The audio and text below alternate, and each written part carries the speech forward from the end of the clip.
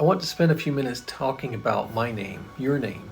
We do not think much about our names today, but with God, your name, what you are called, is very important. So much so that there is more than one instance in the Bible where a person's name was changed by God Himself. Let's look at one of those instances. Jacob is praying. He wants the assurance that God is with him, that God forgives him for his deceitful life. He has just wrestled all night with someone who he is supposed to be his enemy, and he could not gain any ground against him. We find in the story recorded in Genesis chapter 32 that his opponent just touches his thigh and his leg is thrown out of joint. Realizing that his opponent is not of this earth, he hangs on for dear life. He exclaims, "I will not let thee go, except thou bless me."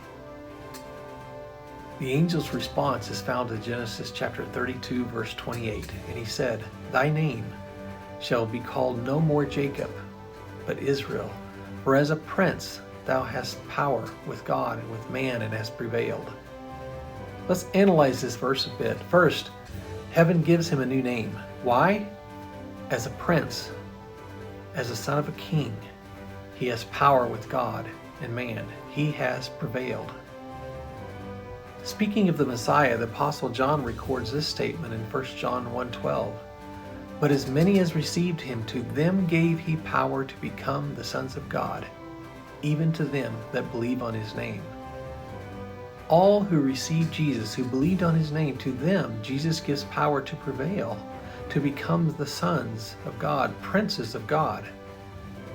Paul wrote in Romans 8:15, "For ye have not received the spirit of bondage again to fear, but ye have received the spirit of adoption, whereby we cry, Abba, Father." He also wrote in Galatians 3:29, "And if ye be Christ, then are ye Abraham's seed and heirs according to the promise." If you are Christ, you are an heir, adopted into the family of his Father. One of my favorite verses in the Bible is found in Isaiah 43, verse 1. "But now, thus saith the Lord that created thee, O Jacob, and he that formed thee, O Israel, fear not, for I have redeemed thee. I have called thee by thy name, thou art mine." And in Revelation 3, we find the words of Jesus himself in verse 12, "Him that overcometh will I make a pillar in the temple of my God, and he shall go no more out, and I will write upon him the name of my God, and the name of the city of my God, which is New Jerusalem, which cometh down out of heaven from God.